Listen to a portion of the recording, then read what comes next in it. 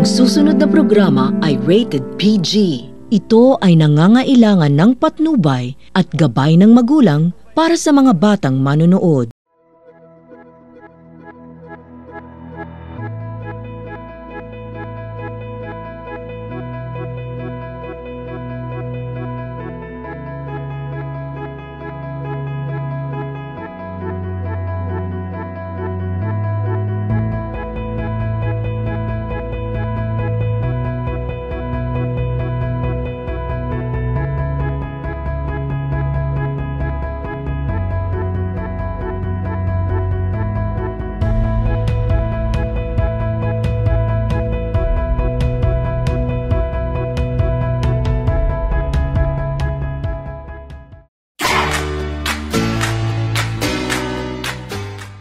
What's up mga kakeyas in K for Kabataan? Ito ang segment kung saan ang mga stories, issues at kaganapan ng mga kabataan ay ating pag-uusapan. Kasama ang inyong mga hosts, ako ang inyong kakey, Earl Sotoya. At ako naman yung kakey, Ringel Salen. Kayo ay nanonood dito pa rin sa Yutos! Makakasama natin ngayon ang One Laguna Provincial Meet Bronze Medalist At ang former player ng Santa Rosa City Lions. Please welcome Errol Duarte. Hi! Welcome to Santa Rosa. Ay, welcome to Santa Rosa. Sige, bago tayo mag-start, magpakilala ka naman sa mga audience natin. Hello everyone, I'm Errol L. Duarte, former player ng Santa Rosa City Lions, and currently player ng Trimex Colleges, Binyan Laguna. Anong course mo ngayon sa Trimex? Ngayon, I'm taking Business Administration, major in Marketing Management, and first year ako doon. Okay. So, ang pag-uusapan kasi natin ngayon, kung ano ba yung importance ng sports when it comes sa mga youth, no? And very relevant to kasi parang ang daming mga kabataan ngayon na sumasali sa iba't ibang sports, hindi lang sa volleyball, pagdating sa volleyball, and madami pa. So, ngayon, Errol, gusto ko lang malaman, ano ba yung mga achievements mo ngayon na nakuha mo sa paglalaro ng volleyball? Ngayon, as in ngayon, or kahit yung mga matagal. Na-achieve ko nito ay sa paglalaro ng volleyball. Nung high school, ay lagi akong representative ng schools namin and gladly naman nakakuha kami ng parangal bronze to gold medals. Then, pag akit ko naman ng senior high school, ganun pa rin. Ayun yung nakapag One Laguna nga ako, provincial meet 2 times sa Santa Cruz. Then, yung pinaka-latest siguro is yung nakakuha ko para lumaro sa Pro League sa TV5, yung Spikers Turf na tinatawag. Parang men's volleyball competition siya.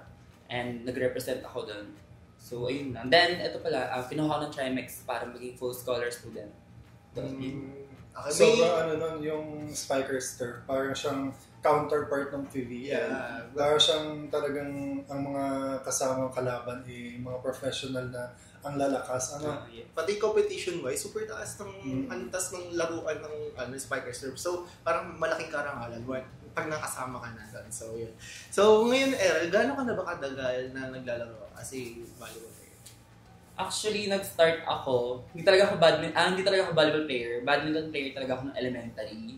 Pero yung teacher ko nung LM, si Sir Kadag, in-encourage na ako mag-volleyball kasi nakita niya daw potential. Siguro mga grade 4 yun. Tapos up until now. So, kung tutusin, lagpas 10 years na rin. Mga 12 to 13 years. Tagal-tagal na rin pala. No? Ikaw ba, Earl, naglalaro ka ba ng volleyball? Hindi. Hindi ako naglalaro. Wala akong sports. Ako kasi naglalaro ako ng volleyball. Tapos kasama ko siya noon. Siya yung inikayat ko noon. Shy type pa nga siya noon eh. Nung high school ako. Niyaya ko. Uy, mag-varsity ka ba? Sabi niya, hindi, pag-isipan ko. Gumagalit pa siya pag-isipan ko. O, di ba? Lagi naman narating niya ngayon. Ayan, Errol, meron ka bang mga upcoming or current competitions ngayon? Ngayon, may kasali kami ngayon dun sa Slakuwa. Ang alam ko ay na-feature din sa channel niya, yung Slakuwa. And ngayong Sunday, may laban kami. Doon, ayun yung current competition namin ngayon. Tapos, ang sabi sa amin, baka raw meron pang mga next leagues after neto. Pero hindi pa sure. Pero yun yung sinasalihan namin ngayon. So, yung parang yung Slakuwa is for South Luzon ba? Yes. Yung mga colleges sa South Luzon, tapos maglalaban-laban sila.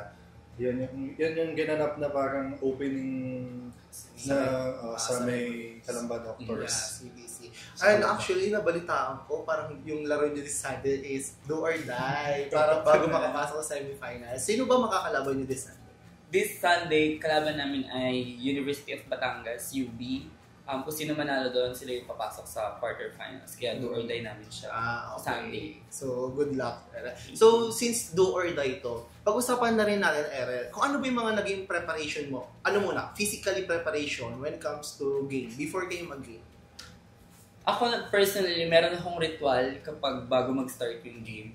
Nakain talaga ako ng chocolate. Mga ganun, chocolate biscuits or chocolates para lang magkaroon ako ng energy, para ma-hyper ako. Then, nagme-meditate ako.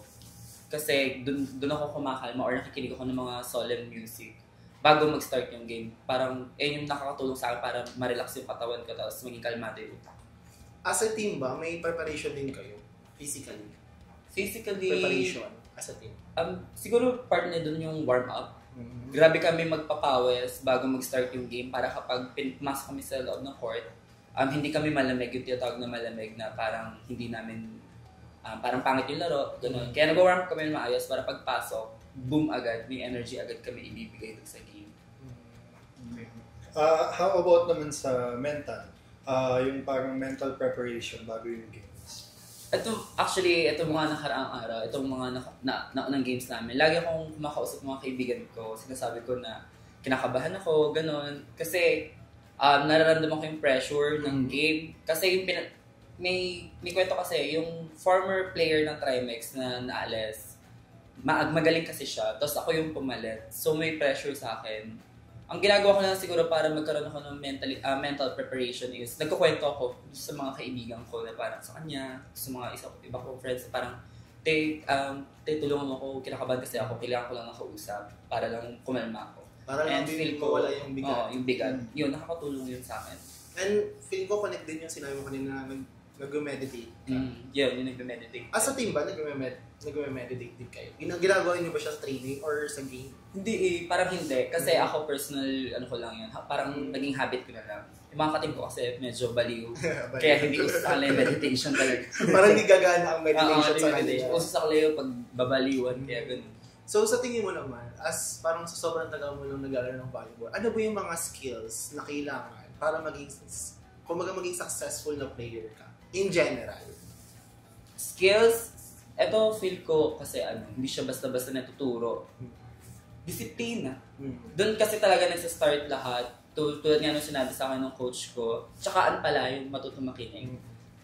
Tulad nung sinabi ng coach ko na namatay siya nung nakaraan lang, which is yung na-apektuhan talaga ako ng todo. Isa kasi yung tumatak sa akin dati na parang sinabi niya sa akin, in-game yun, parang sinabi niya, matuto ka makinig sa mga taong nanonood sa'yo. Kasi sila yung nakakita ng mga ginagawa mo eh. Kung mali man yung ginagawa mo, tama, nakakatulong, matuto ka makinig. Hindi mo dapat tinatake negatively. And ayun yung tingin ko yung skill na natutunan ko sa kanya, natutunan ko simula dati na parang marunong ako makinig at hindi ako marunong umangal. Parang kakakilig ko, yung the rest, nag-follow na lang, follow through na lang yung the rest. Kaya siguro naabot ko rin yung mga achievements ko. Sobrang importante ng disiplina at saka yung pagiging marunong kang makinig. Kasi yung disiplina, siya yung magpapastay sa'yo dun sa loob ng court. Siyempre, hindi ka makakapaglaro kung wala kang hindi ka nakikitaan na potential.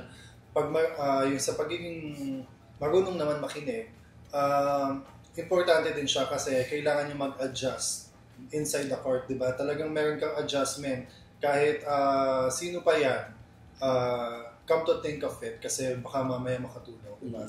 Pati parang ayun yung trabaho ng coach eh. Bibigay sila ng advice sa'yo kasi sila yung nakakita ng laro eh. Kasi naniniwala ako na pag nasa loob ka ng court, iba yung visual na nakikita mo sa visual nung nasa labas ng court. Mas nakikita nila in a broad, mas malawak na paraan. So, kailangan mas matuto kang makinig, tama yung sinabi na Erel. Disiplina, para maging humble lang. No? Parang ang hirap kasi maglaro pag ang taas ng tingin sa sarili. Pati yung parang hindi naman pwedeng lalaro ka na lang basta. Yung dadating yung game day, na dadating ka na lang doon pero hindi ka na practice, hindi ka na warm up, 'di ba? Kaya talagang kailangan ng disiplina. Ayan, Siguro next tayo. Errol, gaano nga ba ka-importante yung teamwork tsaka yung communication sa paglalaro ng sports? For me, sobrang importante niya talaga as in. Kasi isa yun sa mga steps para ma-achieve niyo yung goal niyo as a team.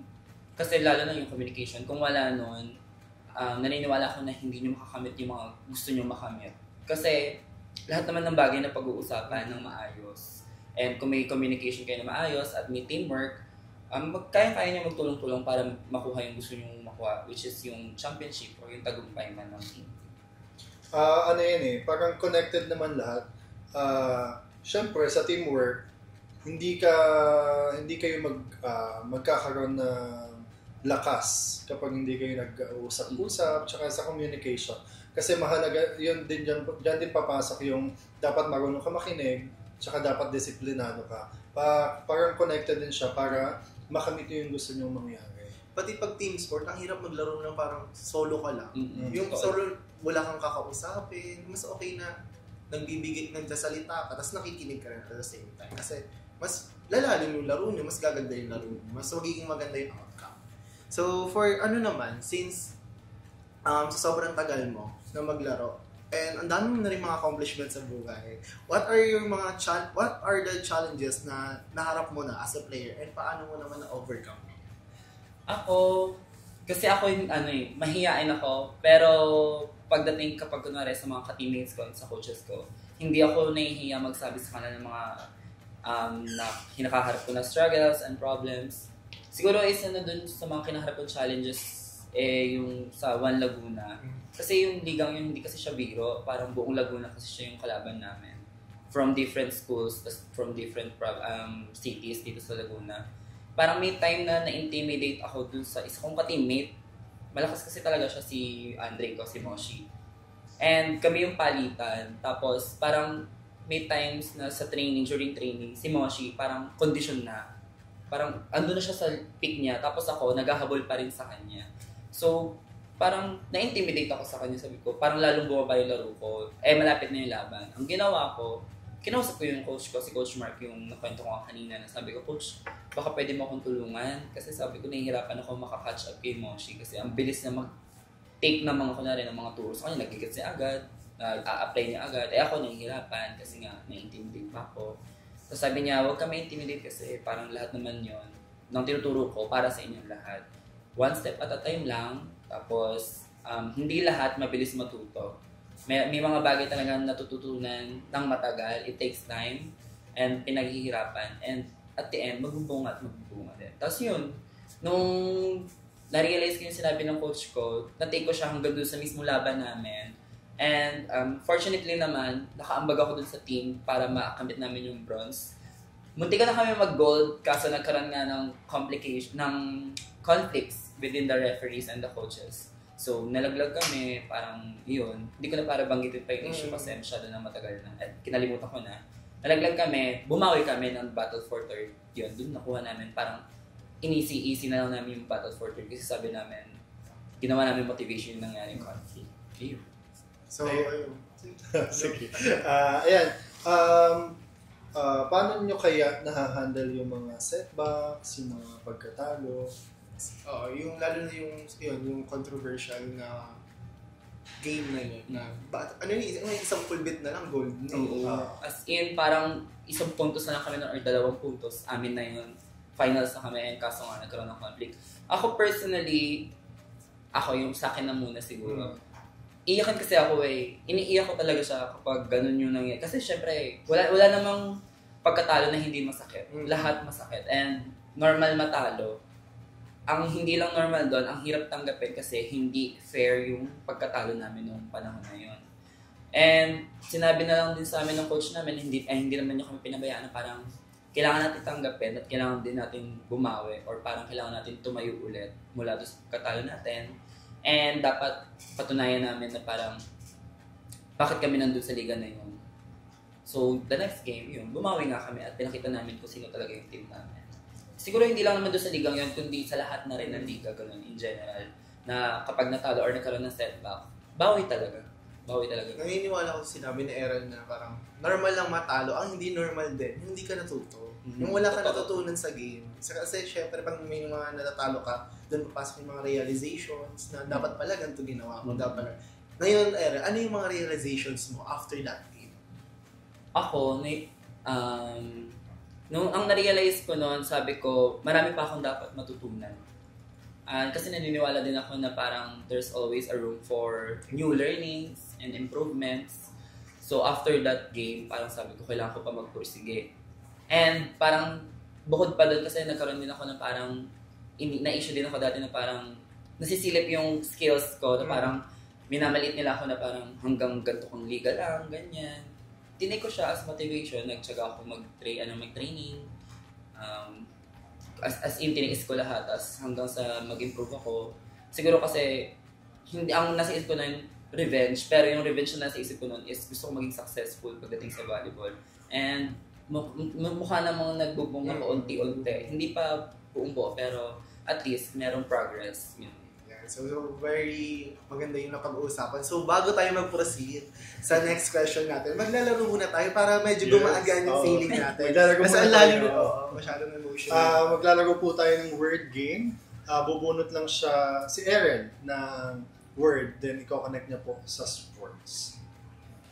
Hindi naman kailangan na okay lang kahit mahaba yun. Oo, mas maganda mahaba. Haba ang first word, determination. Explain mo, ano ba ang importance ng determination when it comes to sports?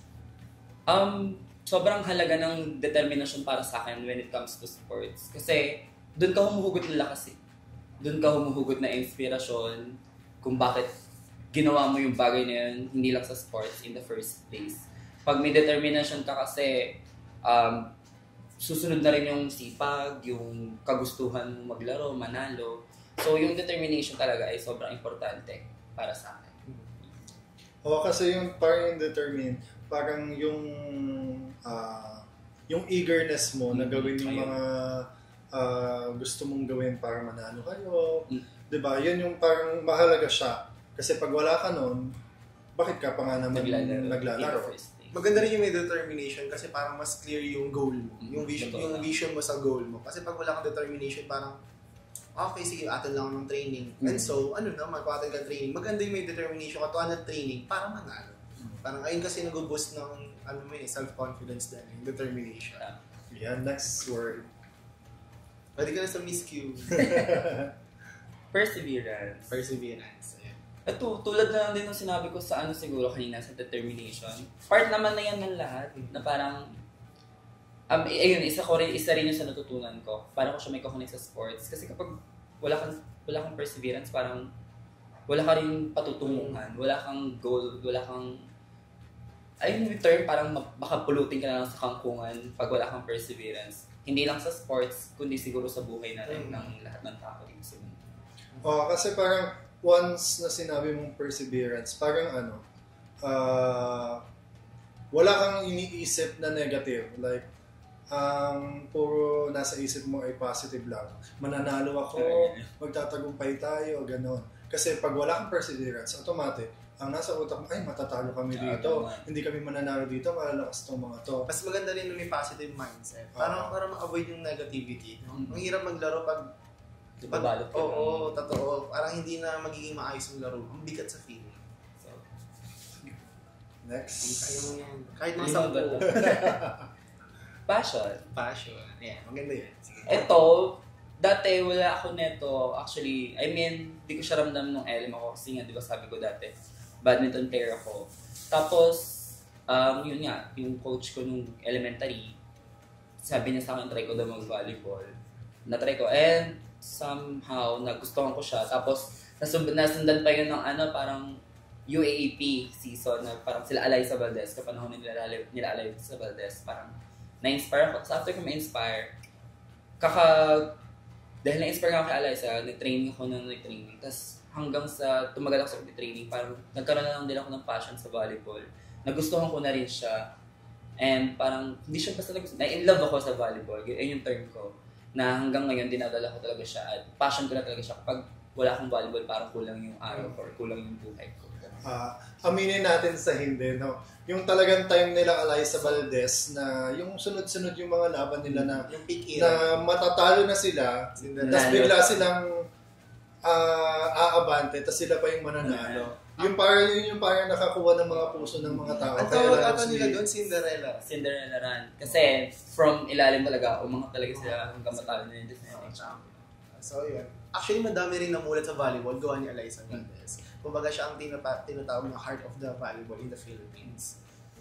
Madaming nakabigay ng inspiration si Alyssa Valdez sa story. And very humble naman kasi talaga. So, yan, next time. so Last baka malimuy two. ko maging Alyssa Valdez ng Santa Rosa. Hindi ko yun, ibig ko daw yun. Okay. Leadership. Next word is leadership. Ako, kung i-connect siya sa sports, hindi kasi ako ma-leader na tao. Parang mas gusto ko ako yung nasunod.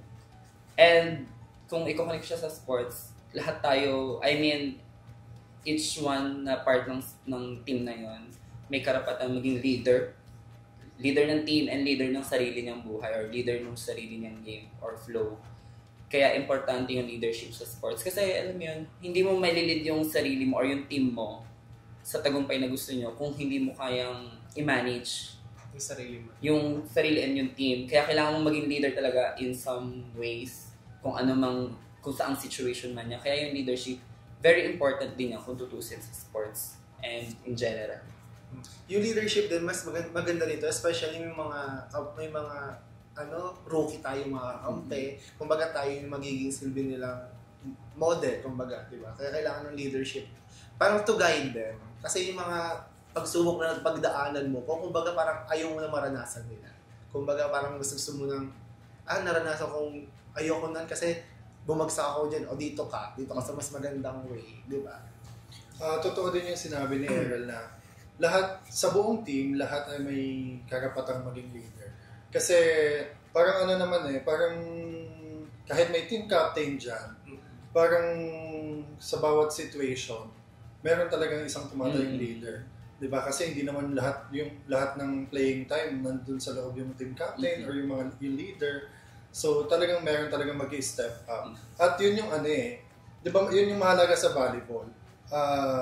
Diba, kumari, lamang na sa inyo yung kalaban, magpapalit ng players. Yung mga yung mga pinapalit na players, sa kadalasan, sila yung mga nag-step up. Diba? Yun yung mahalaga din. Talagang nabibigyan lahat ng chance na maging leader. Okay. Last one.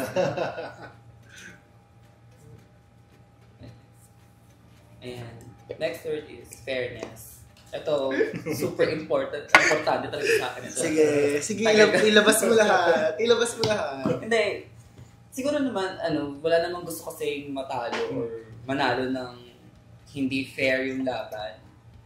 Importante yung fairness sa lahat ng sports, hindi lang sa volleyball. Kasi parang ano ba tawag doon? Parang ma-take mo or ano ba term yun? Patatanggap.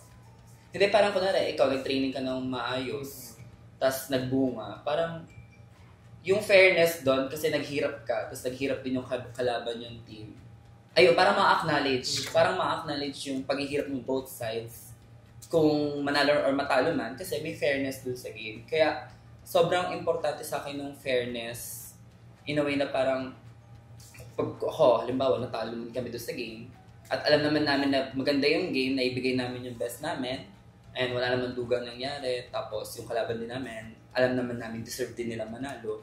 So, walang sama, walang hinanakit. Oo, parang masaya lahat kasi okay, deserve nung nanalo yung medal na gusto nila makuha. Kaya yung fairness ay sobrang tumatak talaga sa akin simula nung nangyari yung bagay na yun. Tama. Kasi, kahit naman sa lahat ng sports, malagay yung fairness. Kasi para-paras kayo ng sikap eh. Isa lang goal nyo, para-paras kayo ng sikap. Sino ba namang gustong manalo sa kadugaan na?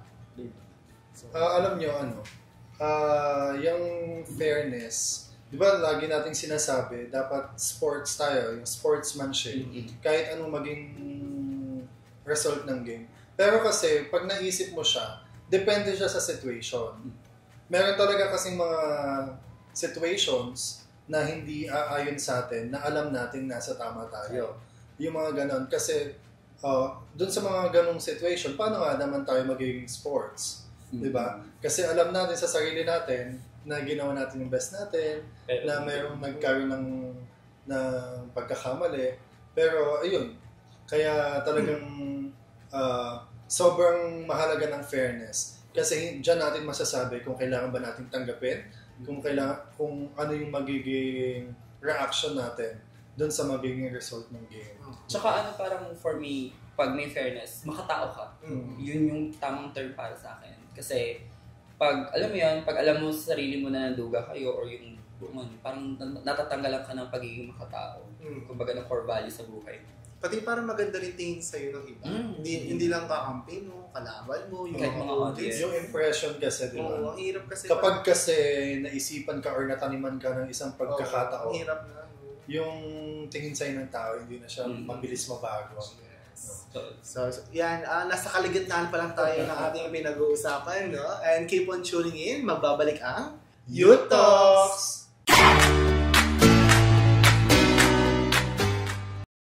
Nagbabalik po tayo sa ating programa. Kayo pa rin po ay nanonood ng Youth Talks! Ayan, Erel, simulan na natin ang ating second part, no? So, paano nyo nga ba nahahandle ang pressure sa competition?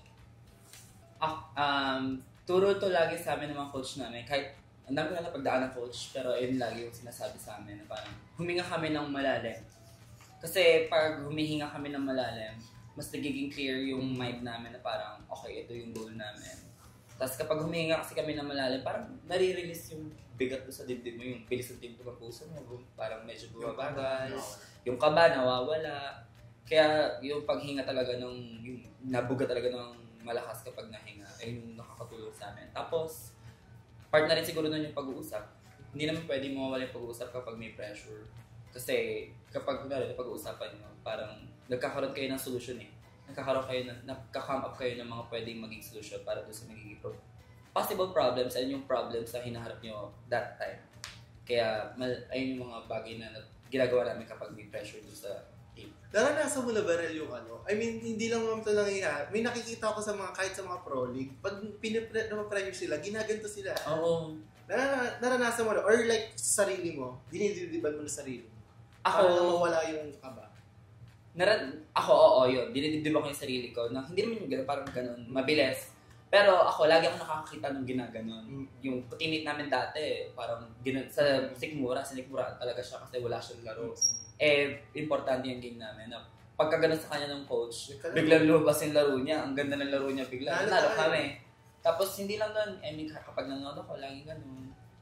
Ever since naman yun, parang tradition na yun eh. Parang ngayon na lang din naging issue kasi meron na ng mga parang humigpit na yung batas. Pati medyo sensitive na mga manonood. Gen Z ay sobrang sensitive. Pero kung sa tingin, parang kung babalik tayo noon, hindi nga lang volleyball, even sa basketball, mas malala yung sa basketball. Meron pa, tinatampal, parang magising, gano'n. Parang gano'n yan. Parang kahit babae. Wake up call kasi. Kaya parang pag ginanon, ano yung gagawin mo dyan? Ayun na lang ba yung gagawin mo? Wala kang tutulong sa team. Saka yung mga masasakit na salita. Oo. Mapapa-realize talaga. Hindi ka pwedeng umiyak kasi kapag umiyak ka, lalo kang pagagalitan. Kasi naniniwala ko na ginaganon ka kasi alam ng coach mo na may ibubugang ka. Parang asan na yung nakita kong Errol Duarte na nasa training, na nasa laro ngayon. So, kailangan mong ibalik yung laro mo noon. Kailangan mong pakita mo talaga kung sino ka talaga. Parang palalabasin nyo. Kumbaga sa iba na may misinterpret nila, bakit sinasaktan? Pero kasi pag like, lalo na sa mga pro league ngayon, sobrang tagal nila nag-training, normal na yun sa kanila. Kumbaga parang naaano lang sila ng mga baby fans, tinatawag ng mga baby fans, sila yung mga nag-start ng fan war eh. Diba? Actually, may ka-teammate ako dati, hindi ko na rin siya pangalan siya, sige. Former player siya ng FEU, tama raw, si Kuya Lucky. Na pag nakakausap ko siya, kinukwento niya sa akin yung experiences niya sa FEU pag-training. Meron daw doon parang sistema na parang normal yung didibdiban, wala rin paluluhodin, tapos didibdiban bigla, parang pampatibay daw ng loob. And which is nakita ko naman yung resulta kasi si Kuya Lucky sobrang galing. Kahit ang tagal niya ng graduate sa FEU, pakagaling pa rin talaga maglaro. Nasa Pangasinan na ata si Kuya. Tsaka yung pressure kasi, hindi lang siya sa sports niya apply.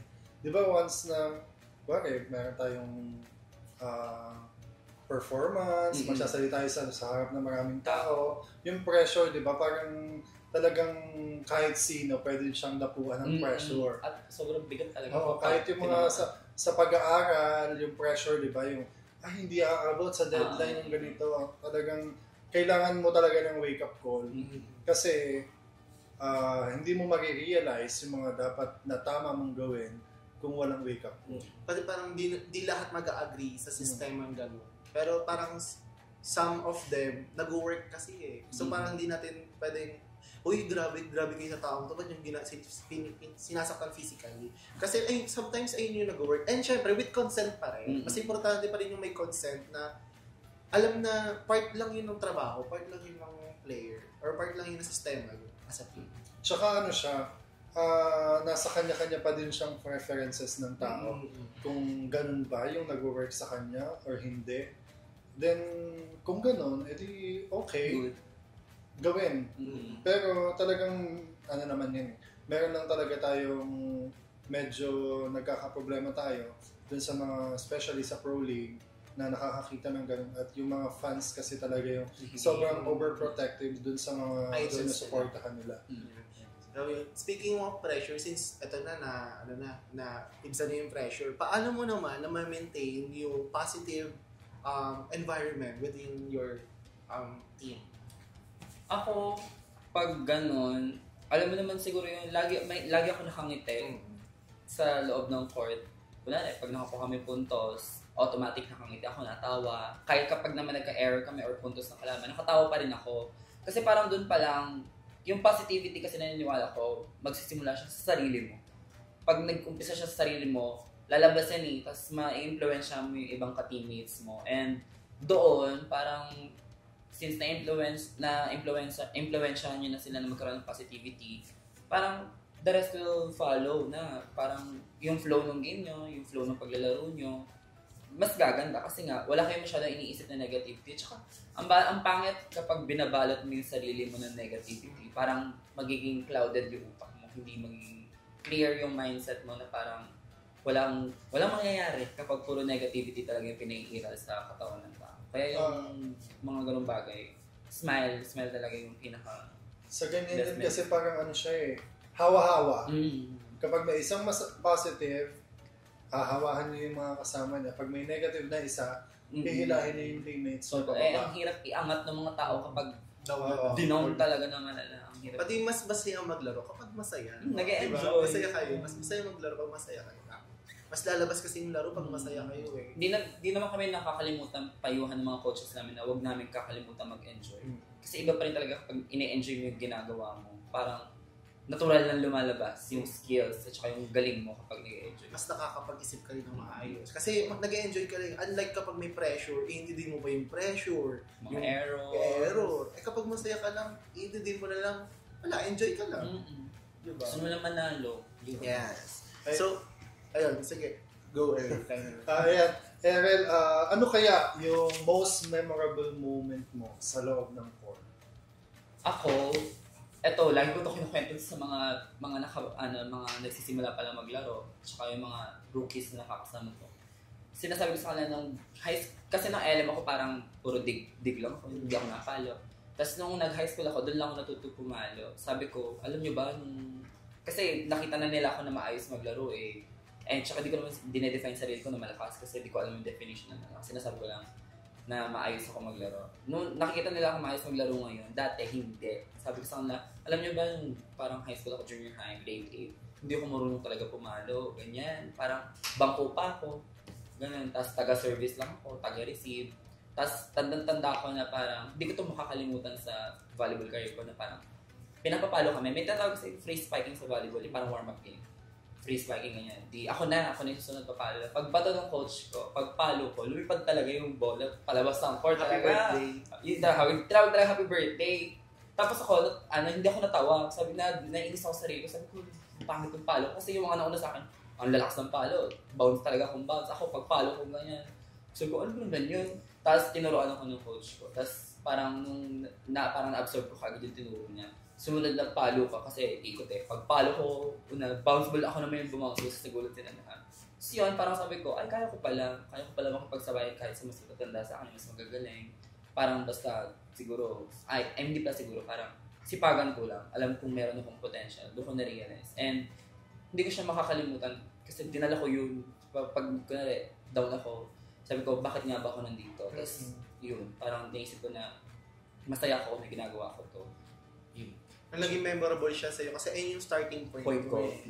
Hindi na siya parang hindi ko siya maturing na starting point kasi nung grade 4 ako parang ganda. Parang ayun lang yung nag-trigger. Ayun yung nag-lit up nung fire dun sa heart ko na parang may ibubuga talaga ako pag ginalingan ko pa. Hindi lang ako dito. Tsaka di ba, kadalasan nangyayari, hindi mo siya matututunan or hindi mo siya mararanasan hindi mo siya matututunan pag hindi mo siya naranasan. Parang kasi kapag nagawa mo siya once, automatic parang meron na siyang matatandaan na siya ng katawan mo. Paano nga ba 'to gawin? Paano nga ba yung gagawin ko dito pag pumalo ako ng ganito? Parang meron na siyang muscle memory, no? Kaya kapag na-experience mo siya, mas mabilis mo na siyang magagawa sa susunod. Natanda ko pa ngayon parang after nung pangyayari niyan, kinento ko siya sa coach ko ng high school. Tapos, yun, naalala pa rin nila hanggang ngayon pag nabalik ako doon, pag tinuturuan ko yung mga estudyante na player doon ngayon, sinasabi nila doon na, ayan, dati hindi yan marunong pumalo, hindi magaling, ganun, parang bangko lang yung dati. Tapos ngayon, tingnan niya na, parang ang sarap lang sa feeling na gawin kang motivation para sa iba, at inspiration. Parang, dahil doon sa pagsisikap mo, parang, hindi ko sinasabing tinitingala, parang, yun nga, nagiging inspiration ko sa iba. Kaya ang sarap sa feeling lang ng gano'n. Ayan, Erel, ano nga ba yung pinaka-love mo about sa sports nyo? Ako, siguro babalik ako yung mga dati kong experience.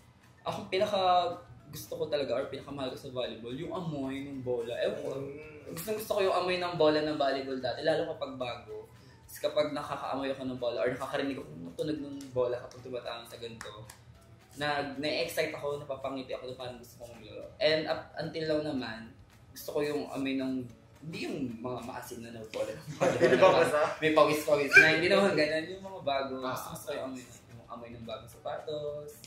Yun yung gusto ko sa paglalaro ng volleyball. And nadadala ko siya siguro hanggang ngayon. Para siyang nagiging sign, no? Na, para siyang pag naamoy mo, pag ano mo siya, na experience mo siya, parang yung utak mo, ay, gusto kong maglaro ng volleyball, gusto kong pumalo, gusto kong di ba?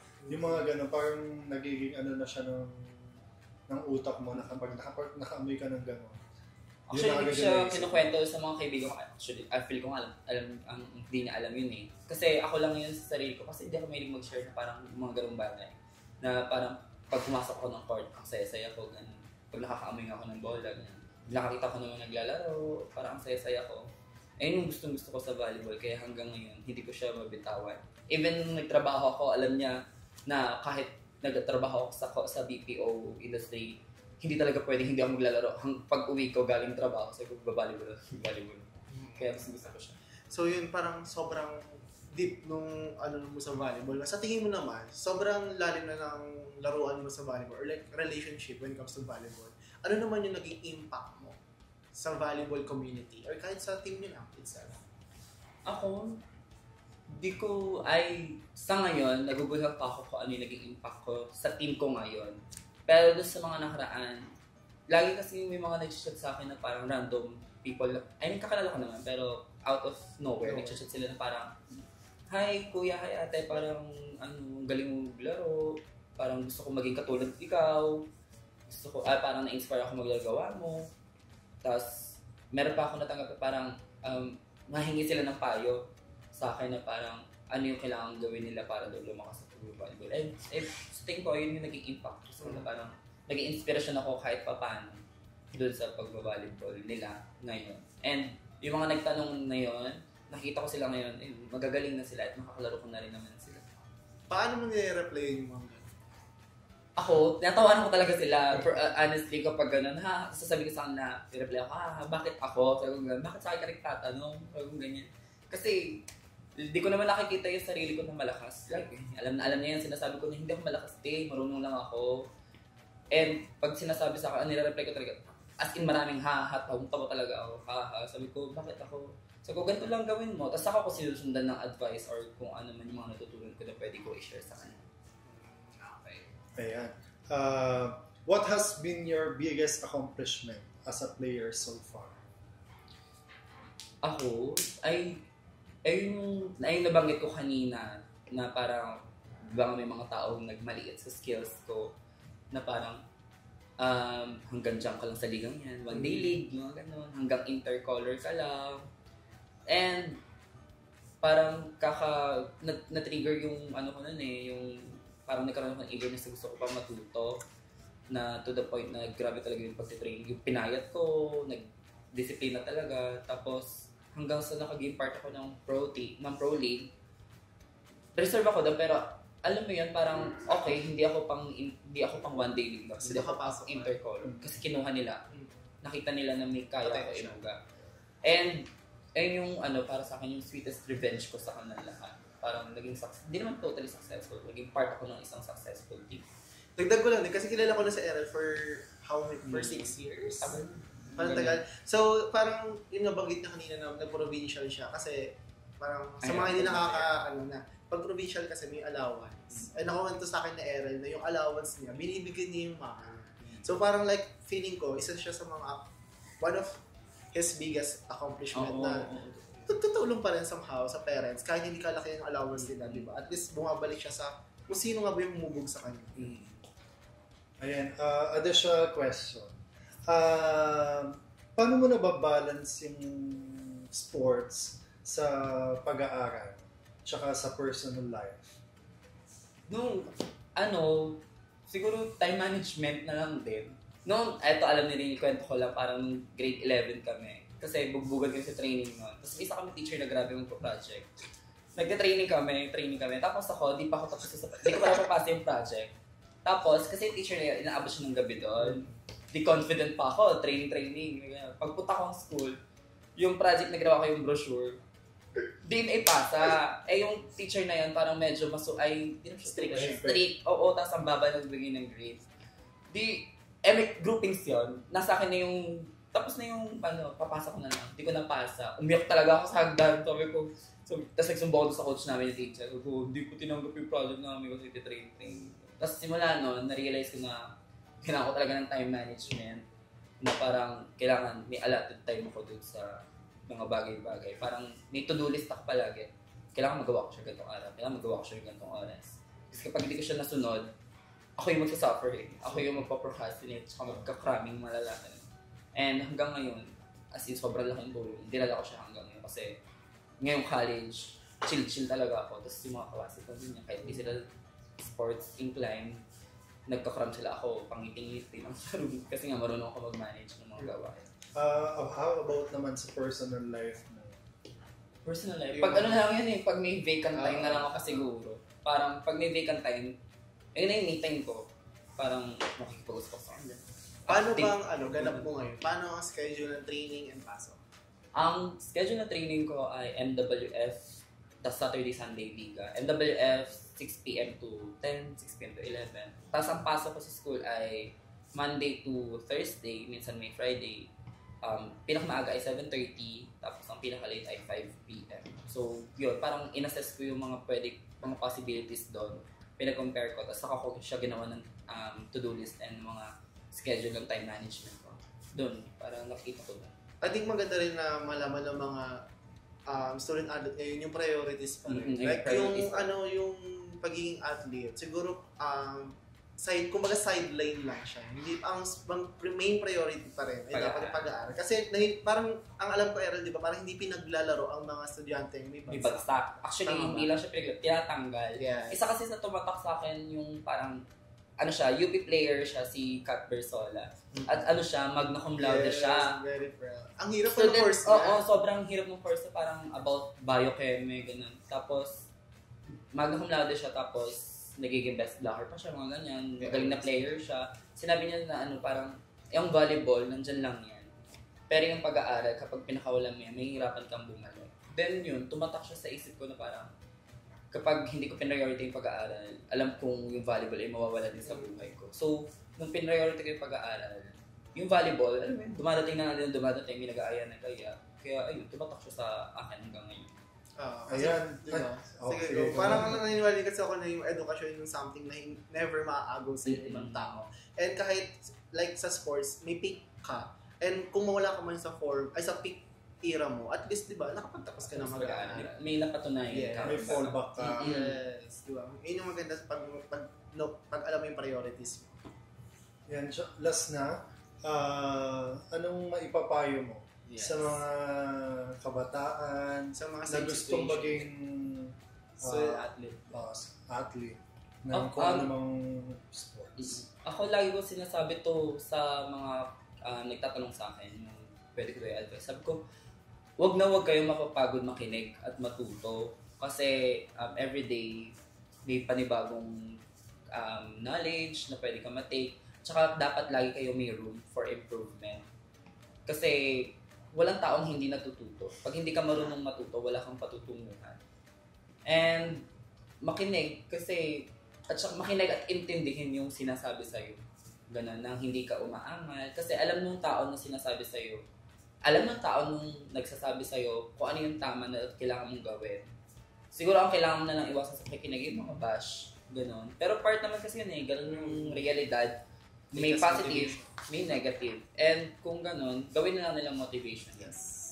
So, ayun yung lagi ko sinasabi sa kanila, makinig lang ng mabuti at magsipag, at lahat naman yun magbubungat yan. Pati naniniwala din ako na huwag kalimutan na umalis sa isang training or matapos yung training na wala kang nalalaman or wala kang natutunan. Kasi parang kung nag-training ka lang, like wala lang, attendance lang, ang hirap, parang pinapagod mo lang yung sarili mo sa wala. Bakit ka pa nag-training? Diba? So, dapat every training mo, dapat kahit isa lang yan, kahit slow progress is a progress pa rin naman, diba? Niniwala ka sa ako. So, huwag kang aalis. Even sa school, not only in sports, na huwag kang aalis ng isang classroom nang wala kang natutunan. Tsaka parang isa pala to sa sinasabi ko sa kanila palagi na parang your feet must stay on the ground. Yes. No matter what happens. Parang kahit anong mangyari, kahit anong iangat mo sa buhay, kailangan humble. Matuto ka maging mapagkumbaba at saka ka mag-share ng mga natutunan mo kasi mas maiintindihan ka ng mga tao kapag marunong ka, pag humble ka kapag marunong ka magkumbaba kasi parang yan Malapit yung puso niyo. Oo, parang makararamdaman mo siya agad sa isang tao kapag okay, mabait to. Pati ang hirap ang hirap kausapin ng isang taong mataas ang tingin sa sarili. Diba? Oo, ang mataas ang tingin sa sarili. Kasi parang somehow as naka-experience ko yung mga ganun tao, nakaka-insecure. Like, somehow, papaturo ako bilang gaganto siya. Na ganito pala ang tingin niya sa sarili niya. Okay. Sabi ko parang, wag na lang. Kasi parang, baka mabash ako, ma-judge ako. So, somehow, mas malapit sa puso yung humble lang. Ay, mas madami natutunan sa mga tao. Sobrang dami matutunan sa mga ganun. Tsaka pag medyo mayabang yung tao, hindi siya approachable. Like parang mag-iisip ka, i-approach ko ba siya, kakausapin ko ba siya. Di ba yung mga ganong eksena? Mas madami pa rin nagmamahal sa humble person. Kahit anong iangat mo sa buhay, kung mapagmataas ka, wala makaka-appreciate. Iiwan ka ng mga tao. So bago tayo mag-end, paglalaroin ulit natin si Errol. Last game na to bago tayo matapos ang segment na to. Ang mechanics ng larong ito ay magbibigay lang kami ng scenario, ng 5 scenario, and mag-react lang siya. If heart react, if approve, and sad react, if not. Ayan. At ang una natin scenario ay yung mental health of athlete. Importance of, kumbaga, paano mo papangalagaan ang mental health. Mahalaga ba sa sports ang mental health? So obviously, ang sagot ko dyan, heart. Kasi kapag, ito yung lagi ko sinasabi na parang, paano ka makakaambag sa ibang tao kung hindi mo kayang alagaan yung sarili mo. Siyempre, una mo munang tutulungan yung sarili mo or una mo munang i-improve yung sarili mo bago ka tumulong sa iba. Alam mo, magturo ka sa ibang tao. Kunwari, pangat mental health mo or hindi maayos mental health mo. Ano yung tuturo mo sa mga tao na kapaligid sa'yo or ano yung iaambag mo sa kanila. So, yung mental health talaga ay hard talaga sa akin kasi super important niya. Parang the rest will follow if yung mental health mo is stable. Alam kong parang ang vague or parang masyadong vague pag sinabi kong kailangan maging stable yung mental health. Kasi, syempre, magkakaiba pa rin naman tayo. And kung kayang panatilihin, kahit pa paano na i-maintain yung magandang mental health, dapat lang. Kasi kapag dun sa isip mo nadurog ka na, sunod-sunod na yun. Magiging domino effect na yun. Paano ba ma-maintain ang isang magandang mental health as an athlete? Ako, actually, last year ko lang siya natutunan. Parang, hindi naman, ayun yung pinaka-natutunan kong lesson last year na dinala ko hanggang ngayon. Parang, huwag mong hayaan sarili mo na palibutan ka ng mga taong negative na puno ng negativity na parang, pag kunwari may maganda ka nagawa sa kanila, good kayo. Pero kapag nakagawa ka ng one mistake na hindi naman ganun ka big deal, na ila-down ka na talaga, sabi doon ka na-realize na, okay, hindi talaga dapat, wala ka talaga ibang dapat pagkatiwalaan kundi yung sarili mo. So isang pagkakamali, nakalimutan lahat ng magandang ginawa mo. And ang pinakamasakit pa doon yung mga bagay na sinusumbat pa sa'yo. Kaya sobrang importante na wag mong paligiran yung sarili mo ng mga negative na tao. Tsaka, if ever naman na hindi maiwasan yung magkaroon ng hindi magandang state ng mental health, huwag kayong mahihiyang humingi ng tulong, huwag kayong mahihiyang mag-open, kasi meron naman tayo syempre yung mga kaibigan natin, yung family natin, meron tayo mga pwedeng lapitan from our government na makakatulong sa atin since some of them or lahat sila ay sumusuporta sa atin, especially sa mga naglalaro representing yung mga bayan at mga syudad, di ba? Kaya talagang huwag kayong mahihiya kung meron kayo kung feel nyo, sobrang down nyo na, sobrang dami yung problema, sobrang stress, ayan, huwag kayong mahihiyang mag-open or maghanap ng pwedeng hingian ng tulong. Yes, parang sa Philippines kasi parang hindi pa siya masyadong normalize yung mag-seek ng help sa professionals. Parang pag may ganun kang may mental health issue, sinasabi ka ng ate. Na stereotype. Ganun, stereotype. Stigma siya, pero sana, hopefully, maging normal na siya dito and ma-discuss siya pa sa lahat. Kasi parang ang taas ng case ng suicidal and anxiety sa Philippines. Lalo ang ang laki ng in-step nung percentage nung case na yun. So parang alarming kasi. Yes. Super alarming. Pati ang mga mostly nakakaranas ito ay mga ka-age na. Tsaka, ayan, kaya po, sa ating mga kapwa kabataan, mental health is not a joke. Yes. So, wag natin siyang gawing biro na basta naisip natin na sabihin sa ganitong tao yung ganitong bagay, kahit alam nating makakasakit tayo or makaapektuhan sila, wag na nating gawin, di ba? So, next scenario tayo. Yeah, next scenario feeling ko tayo. alam mo tayo. Injuries and recoveries. Ako, sad siya sa akin. Ako kasi maraming injuries na ako na natamo. Sa paa pa lang, ilan na yung naano ko sa tuhod. And naniniwala akong normal naman siya. Part siya ng pagiging player. Ang kaya siya naging sad sa akin kasi parang may pagkukulang yung isang player pag gano'n. Na parang, bakit? Parang pala sabihin, parang hindi maibigay yung best because of injuries. Hindi, parang bukod doon, na parang may kasalanan ka pa rin. I mean, kung bakit karoon ka ng injuries. And siguro, kahit sabihin mo accident pa rin, parang may part, kahit maliit na part na may kasalanan ka kung bakit nagkaroon ng injuries. Kaya siya sad. Then, yung recoveries, siguro, wala ka naman choice kundi mag-recover talaga kasi nga part siya ng buhay. And siguro, yun, nagiging lesson na lang din siya na parang next time, doble ingat pa, ganyan. And tama, alagaan yung sarili para maiwasan yung mga ganyan. Naalala ko yung injury mo ng grade 11. Ay, oo. Kwento mo naman sa kanila yung injury yung humampas yun. Oo, and ayun kasi, aksidente talaga yun. At may kasalanan din ako doon. Pero hindi ako yung inaawag yung kaibigan ko gawa na. Sige, kwento mo sa kanila. Ano kasi siya, kakabit na kami ng net ng volleyball. Tapos yung pole, ginugulong namin. May pampabigat kasi yung pole para hindi nagalaw. Yung pampabigat na yun, pole din siya. Pero yung pole, parang hinati sa gilid, sa gitna. Parang putol siya ganyan. Ay, yung pampabigat. Di ginugulong ko, nakangiti pa ako, ginugulong ko siya kasi nga, tapos may katulong ako. Pampabigat niya, tuwan-tawa pa ako. Yung katim ko, binitawan. Binitawan yung bakal. Di yung bakal, gumanyan. Tumama sa ganito, may peklat dito. Tumama, nabutas yung ganto ko.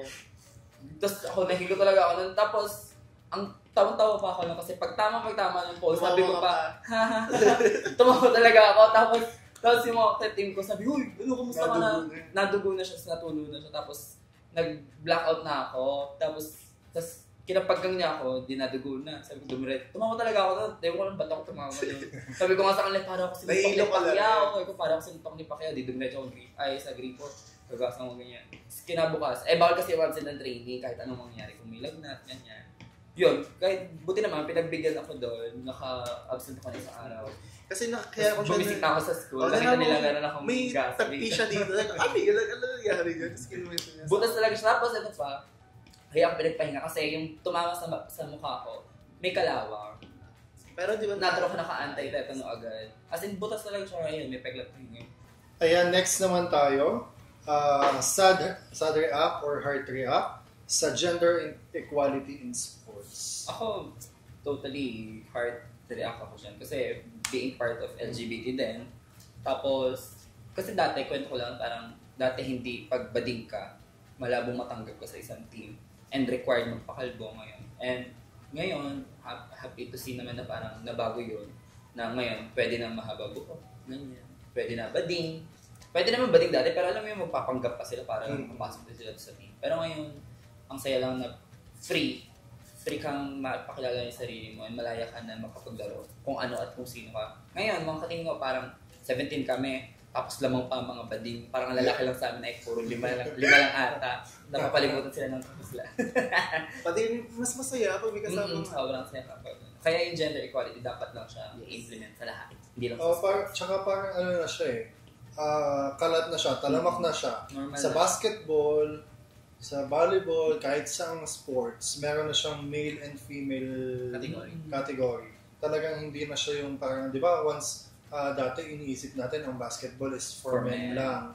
Ang volleyball ay for women lang. So ngayon, mas dyan lumalabas yung gender equality sa sports na talagang binibigyan ng pagkakataon ang bawat sexes na magkaroon or lumaro sa gusto nilang sports. Tsaka gender is fluid Hindi mo pwedeng husgahan yung isang tao dahil lang sa gender niya. Siyempre, may-base ka pa rin talaga sa skills tsaka sa potential niya isang thing. Kaya kung doon naman siya nag-excel, Tsaka hindi ka na naman mananalo sa gender Ang magpapanalo naman sa iyo yung laro di ba? Yung skills mo dun sa paglalaro. So, dako na tayo sa last scenario. Youth Development Program, is it heart react or sad react? Sa akin, heart react siya. Kasi nagpa-participate din ako sa ganyan. Parang dito, sa Santa Rosa, may tinatawag na sports clinic na ini-implement ng CYDO, ng City Youth, tsaka ng CSDO. Parang every year yun. Natigil lang ata siya ng pandemic kasi syempre bawal. Naging part din ako noon at may times din na nagturo ako doon. And malaking tulong siya kasi ang daming mga bata na imbes na nalululog sa mga ganitong bagay, yung masamang bisyo, mas nagiging interesado sila doon sa mga recreational activities such as sports, ganyan. And nakikita ko naman nagbubunga yung mga pagtuturo nila kasi ang dami na talagang manlalaro na nag-represent sa Santa Rosa na umaabot na ng iba't ibang bansa. Tulad nung friend namin na si Lance, part yun dati ng youth development programs and such. Ngayon, nag-represent na siya ng Pilipinas. Bronze medalist siya ng Muay Thai ngayon.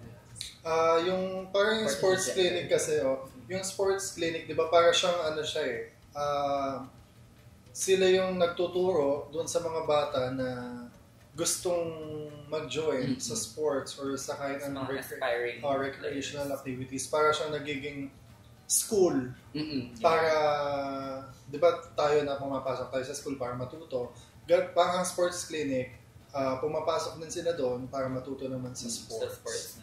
Para yung mga basics, yung mga kailangan nilang malaman about doon sa sports na yun, ayun yung ituturo. So last na to, Errol, sa tingin mo, gaano ba ka-important ang sports when it comes to youth? Sa akin, hindi ko naman masisisi yung mga tao hindi mahilig mag-sports. Pero for me, important siya kasi nakaka-release ng stress personally. Then, alam mo yun, parang at some point, makakatulong siya financially. Then, natututo ka makipag-engage, makipag-socialize sa ibang tao. Matututo ka talaga. Kung ayaw man at sa gusto. Kaya sobrang importante siya doon sa akin kasi ang dami mong matututunan. Hindi lang sa paglalaro, pati sa buhay natin. Alam mo, Earl, gusto ko yung topic natin ngayon. Kasi as an athlete, nakaka-relate ako sa mga pinag-usapan natin ngayon. Ayan, maraming salamat, Erel, sa pagpapaunlak ng aming imbitasyon. No? At syempre, marami rin tayong natutunan ng mga strategies, mga tips na pagdating sa sports. No? At pwede siyang gamitin ng mga volleyball players o kahit na sinong athlete or players ng sports. Yan. Kaya naman patuloy niyo kami suportahan sa mga susunod naming segment. Muli, ako ang inyong ka-K, Radio Salad. At ako naman ang inyong ka-K, Earl Sotoya. At ito ang programa kung saan ang mga issue, stories at experiences ng mga kabataan ay ating pag-uusapan. Ito ang Youth Talks!